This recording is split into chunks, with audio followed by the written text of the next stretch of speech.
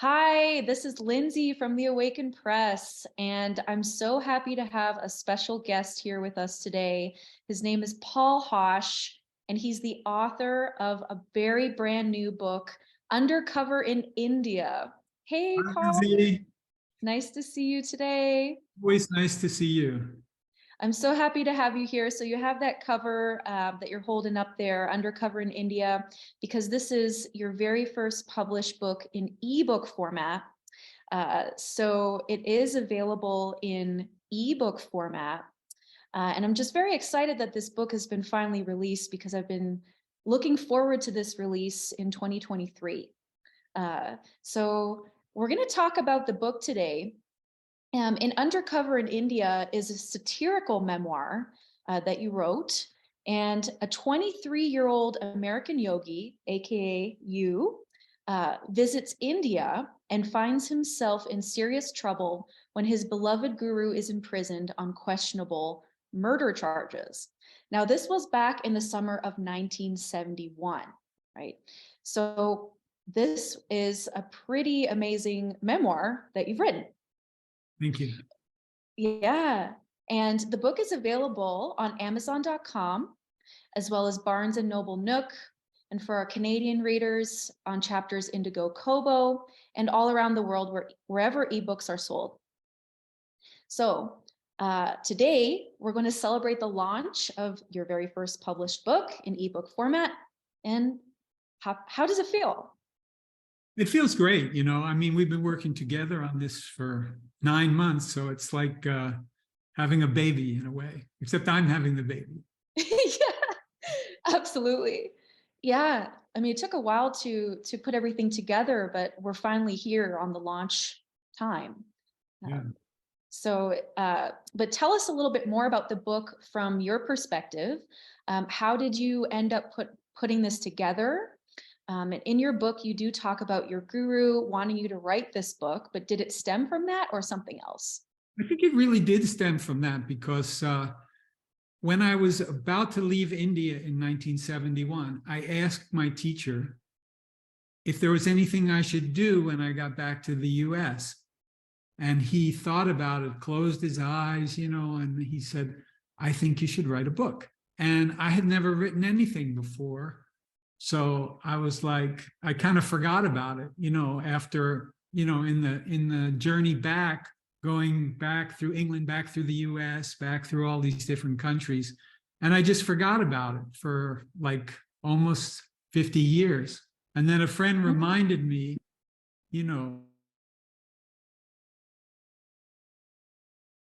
that I promised the teacher I would write a book. And that's when I started. That was about 2012. I just started taking notes, keeping a tape recorder with me. And, years later, I just put it all into one text, and it's a book now. Wow.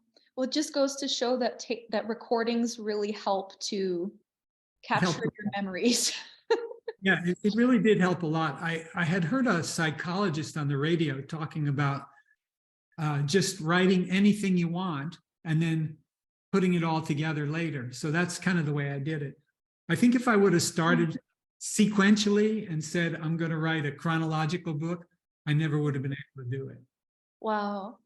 And so it's taken a few years to really gather things and put things together. But it really did come from that time when you were traveling. Yeah, it starts in 1970 and goes about till 1976. So we talked a little bit about what the book is about, but I want to hear it from your perspective. Well, here I was in San Francisco in 1970, just taking smoking pot and doing all the things people did in 1970 and still do, I guess. And I wanted to take some yoga classes. So I started taking yoga classes and I got obsessed with it. And then I met an Indian teacher. I'm not going to, I don't think I can include everything that's in the book, but just rounding it out. I met an Indian teacher and I started touring the US with him. And then he insisted that I go to India and meet his guru. And I had absolutely no interest in doing that. But he finally convinced me. And I did that, you know. I actually flew from London to Bombay on a propeller plane Yeah. because I didn't have enough money for a jet. This is So, one of the most exciting things that are in the book among your other adventures. So, yeah, we had to stop in Egypt and South Yemen. It was a trip, you know. totally. I mean, you write about a time that a lot of people are curious about, and you lived it. You lived Yeah. through it.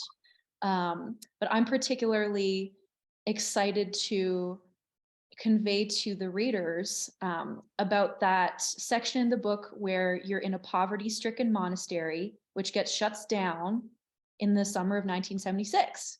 I mean, that's a huge part of the book as well. And then you were stuck in India for a little bit, right? Yes. So basically, the teacher, he was against the caste system. Mm-hmm. So the Hindus didn't like him. He was against materialism, so the communists didn't like him. And he was against corruption, so the government didn't like him. So they basically made a case against him, you know, and locked him up in jail for like 7 years. Wow. On these conspiracy to murder charges. And Right. the judicial system was a mess. Mm-hmm. So I went to India to see him, but he was already in jail by that time. So Right. I went to this like monastery thing just to kind of clean myself out. And after I was there a couple of months, the government, all these police came in and the government shut the place down. We had to, you know, they didn't take us away on the first draft. They took away the leaders, but they told us they were coming back and they were going to take us all away. So we snuck out through the rice paddies and we walked a few miles to a university, and then everybody left India except for me. All the Americans and the foreigners and Europeans, they all left India.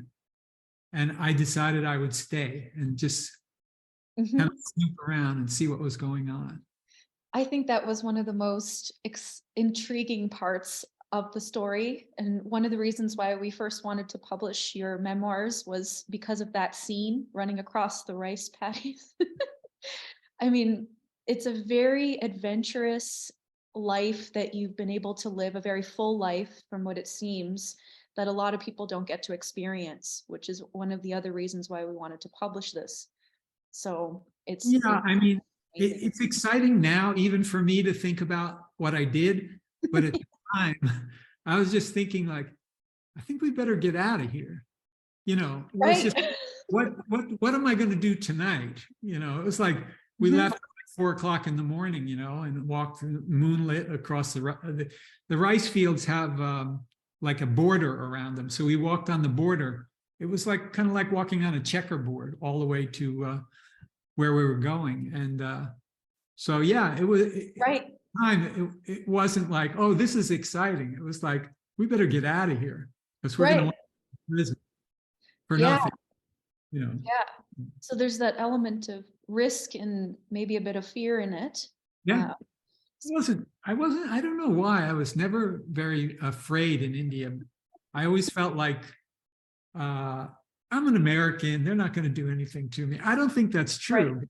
That's the way I felt. Like, these people are like, you know, mall cops, these policemen, you know, I can get by on them somehow, you know. So I kind of thought like that most of the time I was in India. Yeah, I mean, it's and especially the time in which this took place in the early 70s. Yeah. I think anyone today would find that setting in itself very, very interesting. Because a lot of things back then can't get away with it now. Yeah, no, you know, I've gone through too much to try any of that now. Something you do when you're 23. You don't do it at the other end of your life. Right. And you got to go to the Himalayas as well, right? Yeah. The book. Towards the end of the book, we had sort of accomplished everything, or I sort of accomplished everything I wanted to. My teacher couldn't get in touch with his lawyer. So I helped the organization to contact the lawyer and get in touch with him and put him in contact with the teacher. And then after that, I was kind of off duty. So I went up to Nepal, and this guy and I decided to take a trek to the Himalayas before I went back to the States. And he had this idea, he was going to look for this yogi who lived in the mountain up in the Himalayas. So I didn't really believe he existed, but I just wanted to go along with it, just because this guy was so, he wanted to go so bad. So we did, and we actually found a one-armed yogi up in the mountains who had a cigarette lighter, and he was just flicking his cigarette lighter. So that story is about our adventure with the Himalayas and meeting that guy, and I'll leave the rest for the book. Yeah, I know that was I know everything now. Yeah, exactly. It's an amazing part of the book as well, and your artwork is also a big part of the ebook. Yeah. Did you want to tell us about some of your artwork that's going into it? Yeah, I did about 20-something illustrations. This is one of them. I don't know if you can see it. Yes, love it, love it. This is an illustration of a story I put in about a donkey, and they put a statue of Vishnu on the donkey's back and paraded him through the streets. And the donkey started thinking that they were worshiping him when they were really worshiping the statue of Vishnu. And he decided to kick off the statue from his back. And yes, and then they sold him to a dung merchant, and all he did was cart dung for the rest of his life. So that's the story behind this, and that's supposed to be me in a much earlier age. Yes. And I don't know why, but I always put animals in my paintings. Well, people are going to be surprised to find, well, maybe not now, just some beautiful pieces of art in the book as well. So yeah, this is the one when I was at the training center in Varanasi before we escaped across the rice fields. And one of the stories is about getting water out of the well and how difficult it was, because the bucket was covered with tar. So just to lift it up, I had to crank it like 65 times to get it up. So this illustration of that, and that's supposed to be me, anyway, so you get the idea. Yes, looks great. Thank you. Yes. One of the other reasons why we decided to publish the ebook as well was for the artwork, and you're a professional artist. So we had to, of course, include your paintings, and because that's a big part of your life. Yeah, I mean, it's a big part of my life, but I did paintings just for this. Like, I was trained as an illustrator, but I've never actually illustrated anything particularly. I did a lot of painting. I sold a lot of artwork, but I never illustrated a book. So this is kind of like a fulfillment of another bucket list kind of thing for me, to actually illustrate a book. Although they don't all directly go with the text, some of them is subject generic, but I think people will enjoy them, so. Absolutely. I think so too. And it definitely enhances the book in so many ways. And it's your writing and your artwork going together. It gives a nice visualization of the scenes. Is there anything else you want to share about you being an artist? Because that's a big part of your life, or about the illustrations within the book? Well, I mean, there's a story in the book where I am entering art school, because I always had a really bad time with the education system, because I had learning disabilities when I was young. So I was always told that, oh, you're very smart, but you're not achieving anything. So when I got into art school, it was like a redemption for me. So I write about that a little bit. I wrote more about it in another book, but that'll come out later. But this, art school was like heaven for me. I just worked so hard, and the other students were mostly like young, so I say 7 or 8 years younger than I was. I was like in my late 20s, and they were like 19, 20, and they were going through what 19 or 20-year-olds were going through, and I was just sitting up all night and painting. Well, so, you went to India when they were, Yeah. They were in high school, probably. Yeah, yeah. So you had more life experience by the time you got to school. That's actually how I got into school. Like Mm. my artistic ability wasn't that great at the time, but the teacher had lived in India, and I Oh had, yeah, that's right. and he just connected with me, the head of the department, the illustration department. So Mhm. he let me in, and I did well. I'm really glad that this was a redemptive experience for Totally. you. Um, and I love how everything comes full circle, you know? Yeah.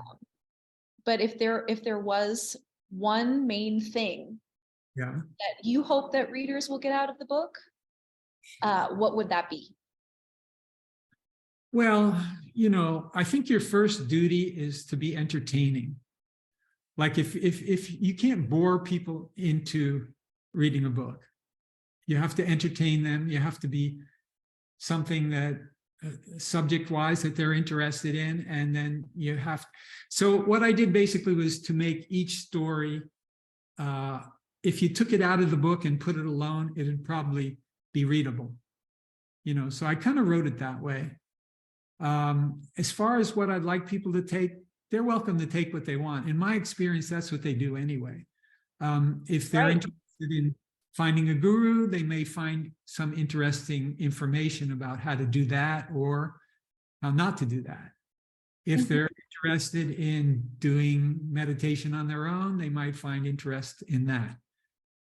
If they're interested in like traveling to India, they might find. I usually find that people, I'm sure this might have happened to you too, but like a long time later, they'll come up to you. Well, something you said really affected me. Yeah. And when Mhm. you tell you what it is, he's like, I don't even remember that. Right. I was talking about something else. So whatever works, for people, whatever they can get out of the book is gold for me. I'll be happy. I love that. And I love that you said that when, it just goes to show once the book is out there, it really becomes the reader's book as well. Yeah.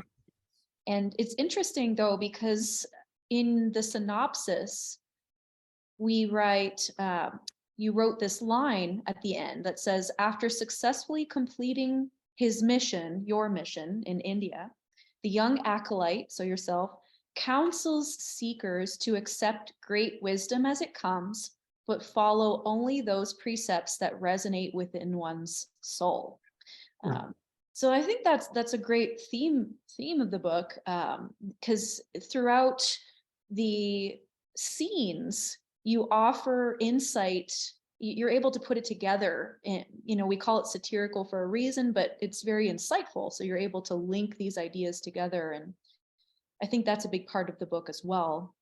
What you're showing people how to resonate with their own soul, what resonates with them, right? Yeah, I've seen a lot of people over the years who get pulled into a teacher's, I don't know what you'd call it, like you could say aura or something, and they become almost like clones. So I'm saying keep something for yourself. I mean, you don't have to ignore a teacher. It's good if you're going to have a teacher, you have to listen to him, otherwise, him or her. Otherwise, why bother? But keep something for yourself. Keep the option to do as you want. Yeah. Like I was just watching this thing on CNN about the Heaven's Gate where they all killed themselves in a house. Okay. I Mhm. mean, how far do you go to follow a Right. teacher? So I'm saying, take the wisdom from wherever you can get it. I mean, wisdom is not, I mean, it's there, but it's not everywhere. But don't get sucked into being like a slave, any one teacher or any one philosophy. The great people in the world, in my opinion, have their own agenda in life. They may learn from a teacher, but eventually they go on their own and find their own way and become great. So that's I love that you said that. We had to touch upon that. Yeah. And we talked about the art that's gone into the book as well. But tell us a little bit more about the cover art. I think it's very unique in itself, especially in regards to the backstory of how it all came together. We had a little bit of an adventure of how it all came about. Okay, so basically, I'll hold it up again for a second. Great. I don't know if you can see, there's a character back there.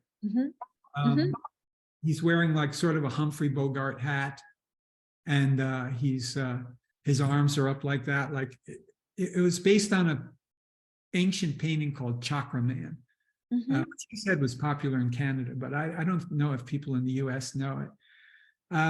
But anyway, so the original title for the book was Confessions of a Plainclothes Monk.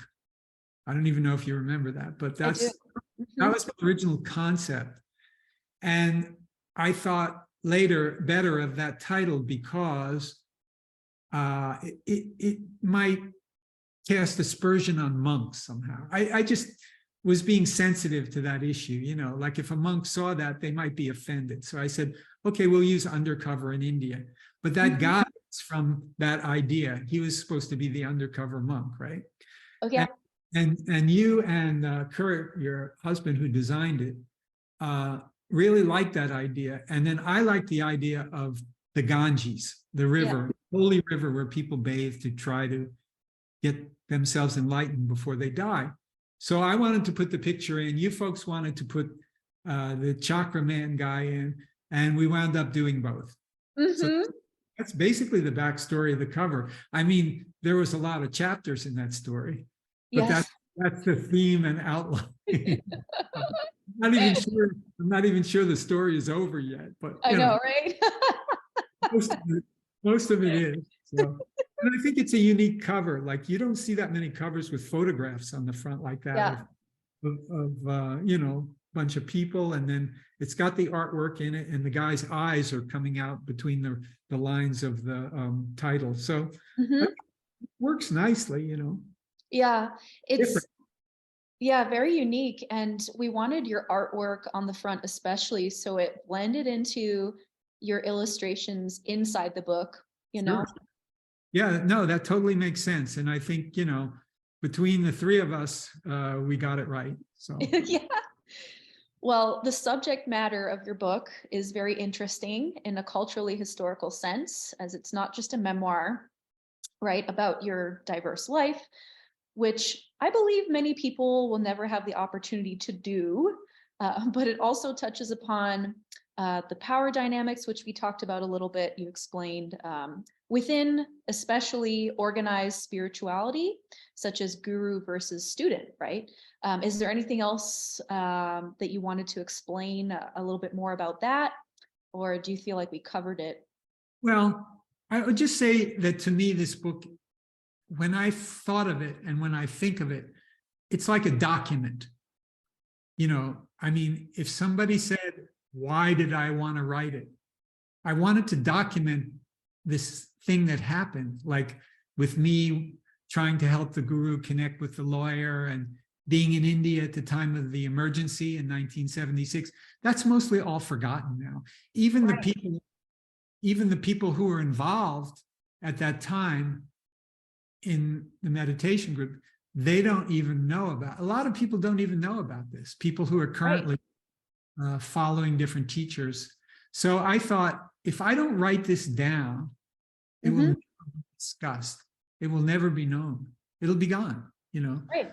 And I feel that way with all three of the books that I wrote, two of which haven't been published yet. Wow. But you know, they just document a period of time which would otherwise be forgotten. And to me, that's worth doing. Absolutely. Because you don't know if like a year from now or 50 years from now, like I've read books that are like 300-400 years old, like people's diaries or explanations of something that happened at a time. And to me, that's very valuable, like being able to look back at history. So I guess that's the long answer to a short question.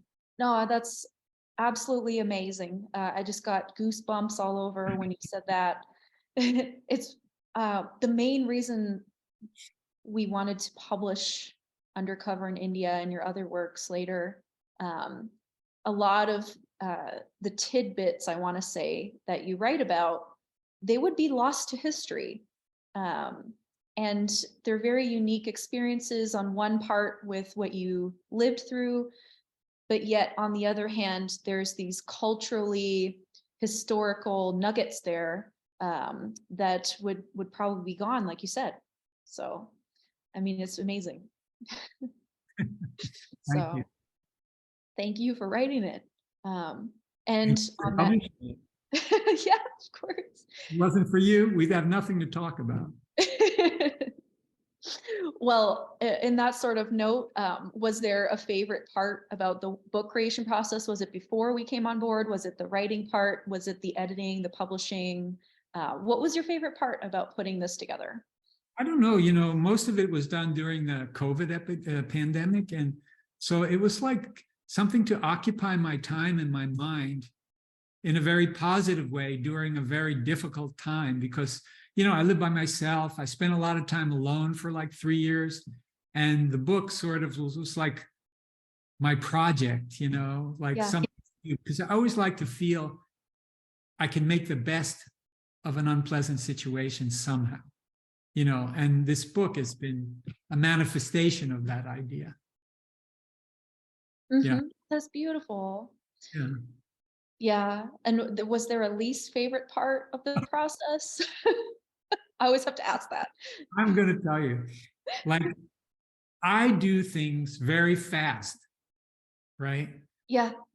Like if you gave me 3 or 4 assignments to do over the next 2 weeks, I'd probably have them done in 2 days. And Yeah. again, attribute that to being COVID bound in my house a lot of times. Like I just had a lot of time on my hands.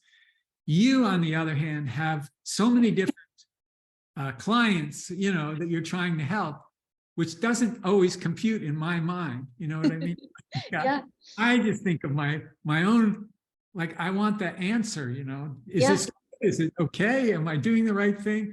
And then we're going to meet 2 weeks later and I'm done. Yeah. So that kind of thing.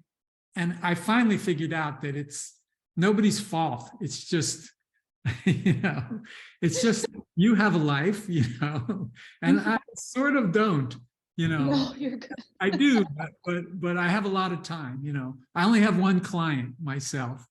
So Right.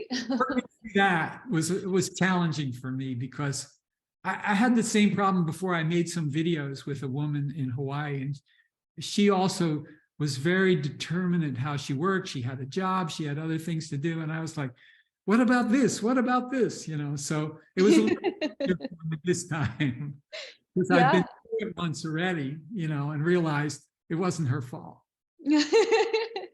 So that's No, that's very valuable and very much appreciated. I mean, it also takes a long time to organize the publishing and to get all these little elements together. right. So it's a long process. So, Like you. You said, it's like birthing. It's like you're like, I'm giving birth. It is. So, no, that's great. Well, we talked about your art and what people can expect when they read the book, a little bit, without giving too much away of the very interesting parts or exciting parts. But you do have this one piece in the book, this beautiful piece of artwork that says "Follow Your Dreams," and it's also on your website, phosch.com, phosch.com. And you have, it says "Follow Your Dreams," and when you open the book, you can see that. So why is it important for you that people follow their dreams? Do you have any advice for people who want to follow their dreams and listen to themselves? Well, I guess so, because I often meet people when I tell them that I've been meditating I've been meditating since I was 20, so that's like 50 years. I've been doing artwork for a really long time, like at least 30, 40 years. And I've been writing for about 10 years, and I actually wrote books, 3 books that are getting published. So when I almost every day I meet people who say, I should do that, or I'm going to do that, or I wish I did that. I'm advising people when I say follow your dream, which was really just the title of the painting. But what I really mean is don't let that stuff get away from you. You know, if you want to meditate, go find a teacher today. If you want to paint, go learn how to paint, you know. And if you want to write, pick up a pen or a computer and start writing.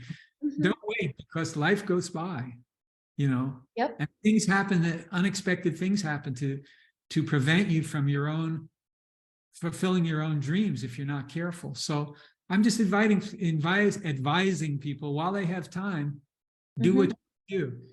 Love it. And I used to teach drawing. People would want to leave out the hands because they say, I don't know how to draw hands. I said, how are you ever going to learn how to draw hands if you draw hands? It doesn't matter if you draw them good or bad, just draw them, you know. But it didn't do much good, but I learned that way. I mean, I really learned how to draw hands, and I try to put them in everything, you know, just for the challenge of it, you know. So, yeah. I love that. I love that so much. And it's so true. And that example that you said about drawing hands, I just absolutely love that. I think I'm going to remember it. So thank you. Is there anything else that you would like the readers to know? No, I think it's a wrap. Awesome. Well, we'll have further interviews with you, right? As the subject matter of the work is very interesting, not only from your memoir perspective, but from also a culturally historical perspective. For example, Undercover in India gives a lot of insight as to what a person might encounter during the early 70s in the United States of America. So Paul HOSCH, we have him here today. He has lived through a lot of things, including a time where the world was changing into something like we know it today. And people were exploring notions of freedom and what freedom is. So if you like this interview, stay tuned for these short 8-minute or so interviews. We're going to have more that will be posted as we go along. So Paul, if you want to hold up, yeah, great. So there's the ebook, Undercover in India by Paul HOSCH, and you can visit his website, phosch.com, so PHOSCH.com. And it is available on Amazon, Barnes & Noble Nook for our Canadian readers, Chapters Indigo Kobo, and all around the world, wherever ebooks are sold. So thank you so much, Paul, for joining us today. Thank you. Appreciate it.